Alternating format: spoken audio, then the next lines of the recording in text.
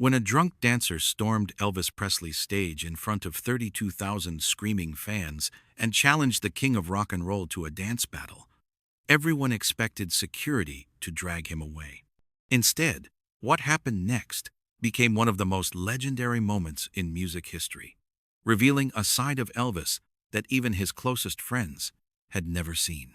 But what could possibly make the world's biggest superstar risk his entire reputation to help a complete stranger who was mocking him in front of thousands? The air in the International Hotel hangs thick with anticipation and cigarette smoke, a haze that seems to pulse with the collective heartbeat of the massive crowd packed into every corner of the venue. August heat radiates from the walls, despite the air conditioning working overtime, and somewhere in the maze of backstage corridors, Elvis Presley adjusts the collar of his sequined outfit one final time. The sequins catch the harsh fluorescent light, throwing tiny rainbows across the mirror that reflects a face he's not entirely sure he recognizes anymore. The costume clings to his frame differently than it did even 6 months ago, the fabric pulling in places that remind him of choices made in dark hotel rooms with bottles of pills and bottles of bourbon. The crowd's roar penetrates the concrete walls like thunder rolling across the Nevada desert.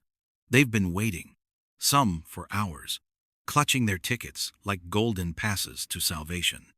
In the front rows, women lean forward with desperate eyes, their carefully applied makeup already beginning to smudge in the heat. Their faces glow with a kind of religious fervor that both thrills and terrifies him, each one seeking something from him that he's not sure he has left to give.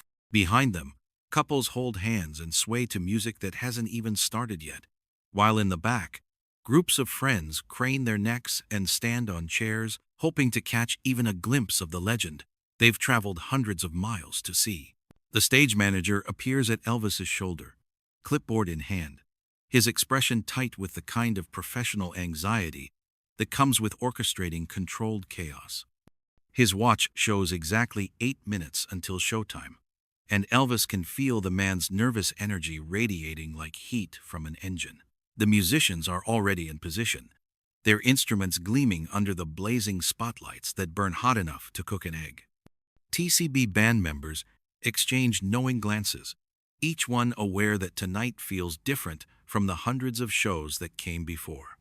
There's electricity in the air, the kind that makes hair stand on end and skin prickle with anticipation, like the moment before lightning strikes. Through the heavy curtain, Elvis can hear individual calls in the crowd now, women calling his name with desperate longing, men shouting encouragement, children whose parents brought them to witness history in the making. The sound technicians make final adjustments to the massive speakers that will carry his voice to the furthest reaches of the venue, while lighting operators run through their cues one last time, painting the empty stage in colors that shift and dance like aurora borealis. Elvis takes a deep breath and steps toward the wings, his cape flowing behind him like liquid starlight. Through the curtain gap, he can see the sea of faces, each one hungry for something only he can give them. They don't know what they're about to witness. Hell, he doesn't know either. But as his hand finds the microphone stand and the opening chords of "That's All Right" begin to reverberate through the massive speakers, one thing becomes crystal clear. This isn't just another show. This is the night everything changes, though he won't understand what that means until a stranger stumbles into his carefully constructed world. Behind the dazzling smile and the practiced moves that have made him millions, Elvis feels the weight of every single expectation pressing down on his shoulders like a lead blanket. The jumpsuit that once felt like armor now clings to his body in ways that remind him of every midnight meal, every pill taken to sleep, every drink poured to forget. Each gyration of his hips sends a small jolt of pain up his spine, a reminder that his body is no longer the instrument of effortless rebellion it once was when he first scandalized America on The Ed Sullivan Show. The pills in his pocket seem to whisper promises of relief, of energy, of the ability to be the Elvis everyone needs him to be. Dexedrine to wake up, Quaaludes to come down, Percodan for the pain that seems to live in his bones now like an unwelcome tenant. But mid-performance, they might as well be on another planet. So he pushes through, letting muscle memory guide him through Love Me Tender, while his mind wanders to that phone call from Priscilla's lawyer that came this morning like a death sentence, delivered with legal precision. Divorce papers. The end of everything that once felt like forever, reduced to clauses and conditions and custody arrangements. Colonel Parker's voice echoes in his head even now, cutting through the music like a blade sharpened on greed. More shows, more money, more perfection. Always more, never enough. The business machine that surrounds him churns relentlessly, feeding on his talent, his charisma, his willingness to give everything he has until there's nothing left but the performance itself. The colonel sits somewhere in the darkness beyond the lights, probably calculating profits, while Elvis pours his soul out for strangers who love an image more than they could ever love the man beneath it. The fans scream his name with religious fervor, their sounds creating a wall of noise that should feel like worship, but sometimes feels more like hunger, consuming everything he offers and demanding more. They see the king of rock and roll, the idol, the myth made flesh, but they don't see the man who wakes up at 3 in the morning wondering if anyone would love Elvis Presley if he couldn't sing a note. They don't see him staring at himself in hotel mirrors, trying to recognize the boy from Tupelo in the bloated face that stares back. As he transitions into jailhouse rock, sweat stings his eyes, blurring his vision of the crowd that stretches beyond the edge of the brilliant beams into darkness that feels infinite. These people have paid their hard-earned money to see a god, not a man struggling with demons that grow stronger with each passing day. They've traveled from small towns, where his music played on jukeboxes in diners, from big cities where his movies lit up drive-in screens under summer stars. They've saved their pennies, arranged babysitters, taken time off work, all for this moment when they can be in the same room as their idol. The weight of their dreams presses against his chest, making each breath a conscious effort, each note a small victory against the gravity of his own despair. His voice carries across the vast space, strong and sure despite everything, a testament to the power of will over circumstance. But beneath the surface, Elvis Presley is drowning in his own success, fighting to stay afloat in waters that grow deeper and more treacherous with each passing day, unaware that salvation is about to stumble onto his stage. The familiar opening riff of Jailhouse Rock pierces the night air like lightning, and Elvis moves into the choreography that's become second nature, his body responding to rhythms burned into his muscle memory through countless performances. The crowd sways as one massive organism, countless voices joining his in a communion of sound that should feel triumphant. But tonight, a change occurs in the atmosphere, a disturbance that starts as a ripple in the front section and spreads outward like stones thrown into still water. A figure emerges from the darkness beyond the stage lights, stumbling forward with the unsteady determination of someone whose courage comes from a bottle. The man is dressed in work clothes, his shirt untucked, his hair disheveled, and his face flushed with alcohol, and something deeper, an emotion that resembles desperation wrapped in bravado.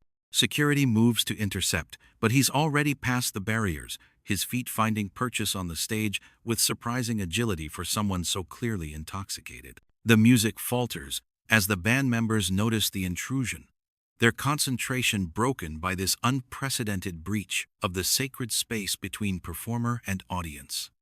Elvis continues singing, but his eyes lock onto the stranger who now stands just 20 feet away, swaying slightly but holding his ground with defiant certainty.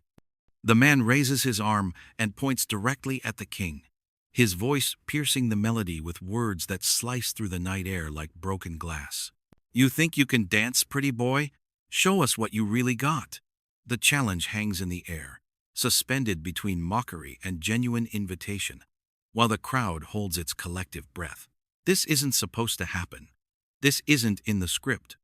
This is chaos interrupting carefully orchestrated perfection. And everyone knows that how Elvis responds will define not just this moment, but potentially his entire legacy. The drunk man begins to move, his body swaying in exaggerated parody of Elvis's signature hip movements. His dance is clumsy but fearless, a drunken interpretation of moves that have made Elvis famous worldwide. There's a quality both pathetic and brave about his performance. This ordinary man attempting to match the king of rock and roll on his own stage, in front of his own audience, with nothing but liquid courage and raw audacity. Security guards surge forward, their hands reaching for the intruder, their features set with professional determination to remove this threat to the show's carefully maintained illusion.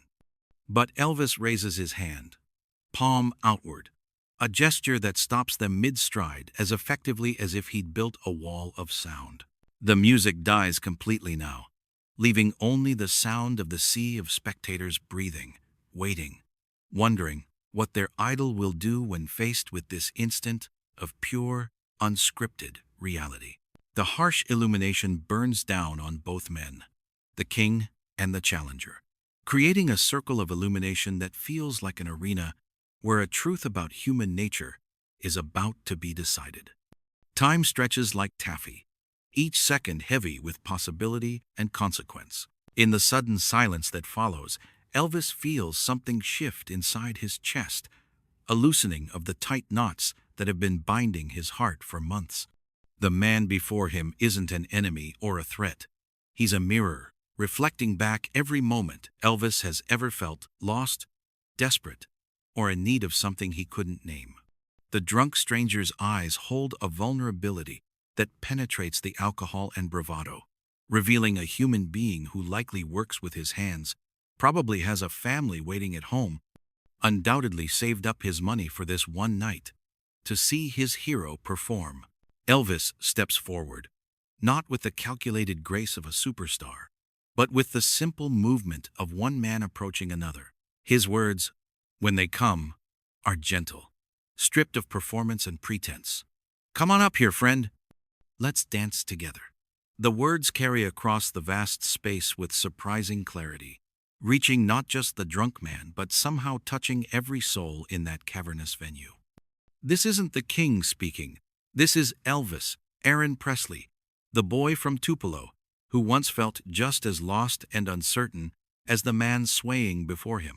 What happens next defies every rule of show business, every principle of crowd control, every expectation that 32,000 people brought with them into this building. Elvis extends his hand, and when the stranger takes it, their fingers interlock with a connection that transcends the circumstances of their meeting. Instead of a battle, Elvis creates a partnership, guiding the man through simple movements, turning mockery into music, transforming challenge into collaboration. The crowd watches in stunned silence as their idol dances not against the intruder, but with him. Elvis's professional moves, adapting to accommodate his partner's unsteady rhythm. There's no competition here, no winner or loser, just two human beings sharing a beat of pure connection under lights hot enough to melt pretense. The drunk man's countenance transforms from defiance to wonder, then to an expression approaching joy, as if he's discovering that his childhood dreams weren't foolish after all. When security finally moves to escort the man away, he's no longer struggling or shouting challenges. Instead, tears stream down his face as he turns back toward Elvis, his mouth forming words that might be thank you or might be sorry, but definitely carry the weight of gratitude for being treated like a person rather than a problem. Elvis watches him go with understanding in his eyes, recognizing something of himself in the stranger's retreating figure. Returning to the microphone, Elvis's voice carries new weight when he speaks. This next song goes out to everyone who's ever felt lost, who's ever needed a friend, who's ever wondered if they matter. As the opening chords of He Touched Me begin to play, the atmosphere in the room has completely transformed. The performance that follows becomes legendary not because of its technical perfection, but because it reveals the heart of a man who chose compassion over ego, connection over control. Years later, People who were there that night will tell their children and grandchildren about the evening. Elvis Presley proved that the greatest performance of all is simply being human when it matters most.